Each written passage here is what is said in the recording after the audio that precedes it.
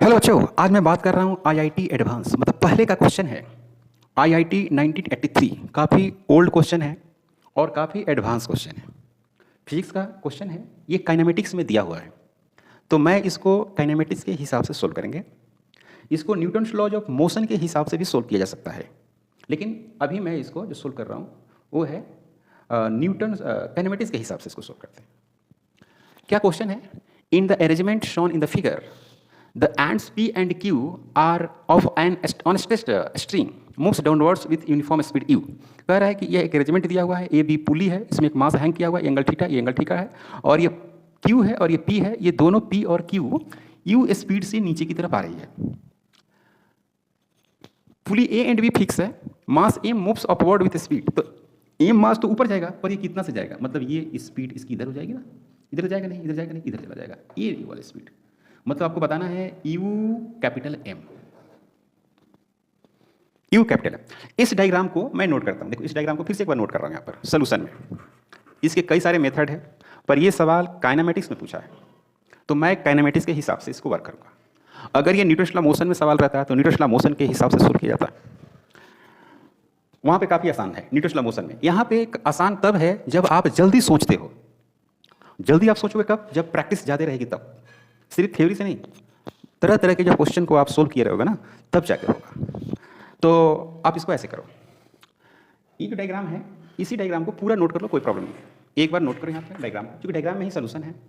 और ये रही पुली, दूसरी पुली ये रही, इसके ऊपर से इस तरह से रस्सी है, यहाँ भी रस्सी है, और यहाँ पर एम मास है, उसको हैंग किया हुआ है।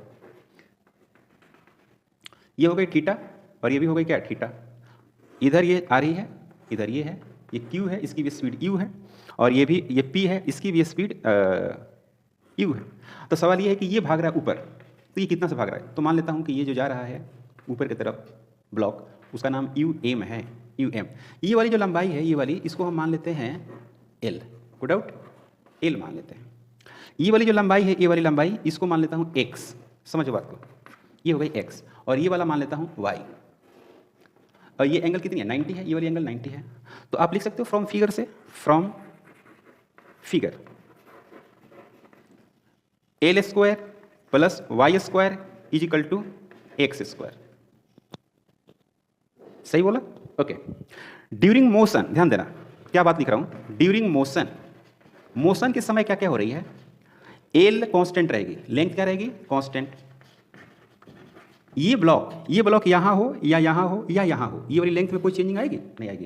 लेकिन जैसे जैसे ऊपर जाएगा तो ये वाली पार्ट घटेगी। देखो ये घटेगी कि नहीं? हाइट यहाँ से यहाँ तक घटने लगेगी, ऊपर ब्लॉक जाएगा तो, और ये वाला भी घटने लगेगा, ये वाला भी घटने लगेगा। तो इसमें आप लिख सकते हो, क्या लिख सकते हो? वाई एंड एक्स क्या करेगा बच्चों? Decrease with respect to time, with respect to time. Time के रिस्पेक्ट में क्या कर रहा है? ये चेंज कर रहा है।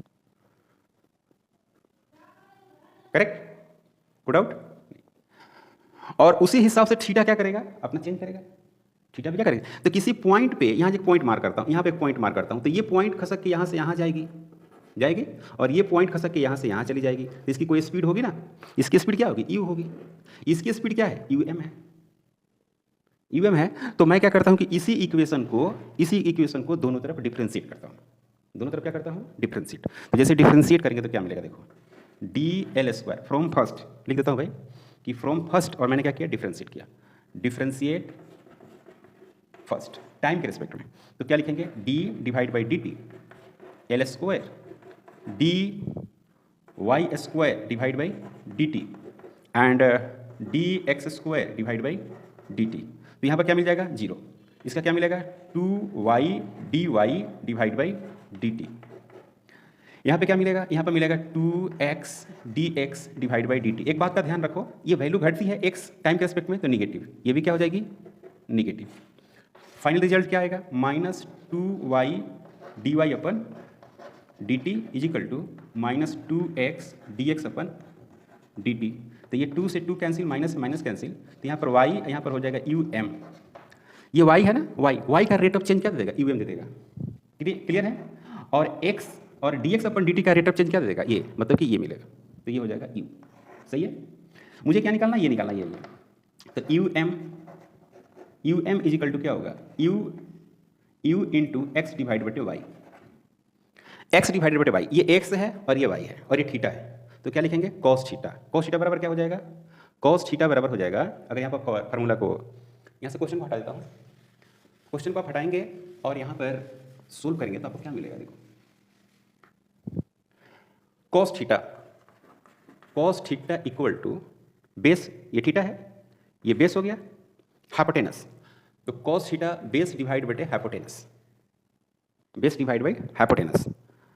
अब हमें क्या करना है, एक्स बटे वाई करना है, क्या करना है एक्स डिवाइड बटे वाई, तो इसको आप ऐसे लिख सकते हो 1 डिवाइड बटे cos theta is equal to X divide बटे वाई।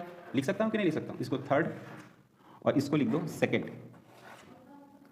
तो एक्स बटे वाई की जगह पर क्या लिखेंगे 1 बाई कॉस थीटा, तो from second and third, second और थर्ड से तो क्या मिलना है U M is equal to U 1 divide by cos theta, तो मिलेगा U M is equal to U divide बटे कॉस थीटा। समझ में आया बच्चों? तो ये काइनेमेटिक्स के हेल्प से लिया गया है क्वेश्चन को, और यहाँ पर थीटा को मैंने रिप्लेसमेंट कर दिया। थीटा उसी इंस्टेंट की वैल्यू है जिस इंस्टेंट पर वेलोसिटी निकाली गई है। अब इसमें दिमाग ये नहीं लगाना है कि भाई ये जा रहा है फैल रहा है वेरिएबल है तो फिर डी थीटा अपन डी टी करें हम, इसी इंस्टेंट पर निकाली गई जिस इंस्टेंट पर वो थीटा है ना भाई। मेरे कहने का मतलब है कि मैं इसी इंस्टेंट पर वेलोसिटी निकाला हूँ। बहुत सारे जो बच्चे होंगे ना, स्मार्ट जो बच्चे होंगे, जो स्टूडेंट इस बात पर चर्चा करेगा कि सर थीटा तो चेंज कर रहा है समय के अनुसार, तो थीटा के बारे में आप सोच नहीं रहे हो, तो वो स्टूडेंट को आप कह सकते हो बहुत अच्छा स्टूडेंट है, ऐसे उसको बुरा नहीं कर सकते, बहुत अच्छा स्टूडेंट कर सकते हैं। लेकिन मैं जो यहाँ पर जो भी कैलकुलेट कर रहा हूँ, यूएम कैलकुलेट किया हूँ, इसी थीटा पर किया हूँ, तभी तो ये थीटा आई। क्वेश्चन में ये थीटा रही ना, ये वाली थीटा रह गई, और उसी थीटा को ये चेंज, उसको रिप्लेसमेंट किया तो रिजल्ट। मतलब कि ये आप कह सकते हैं कि ये बहुत अच्छा क्वेश्चन है। किसी स्टूडेंट को, एक ब्रिलियंट स्टूडेंट को अगर आप एक बार ये क्वेश्चन सामने रखते हैं तो सोल्व कर सकता है, लेकिन वह डायरेक्ट नहीं कर सकता है। जैसे जनरली जो क्वेश्चन को डायरेक्ट करते हैं ना, ये फार्मूला लगेगा, ये इक्वेशन लिखेंगे, इसको सोल्व करेंगे, आंसर हो जाएगा, वैसे आप कर नहीं सकते, क्योंकि जो आप पढ़े हैं काइनेमेटिक्स में वो चीज़ें यहाँ लगी नहीं, यूज नहीं हुई। तो जो चीज़ें आप पढ़े हैं उसको आप यूज नहीं कर पा रहे हैं यहाँ पर, या उसकी ज़रूरत नहीं लग रही है, तो जाहिर सी बात है कि वो क्वेश्चन अच्छा होगा, अच्छा क्वेश्चन होगा। चैनल पर नए हैं तो सब्सक्राइब शेयर जरूर करें। Thank you.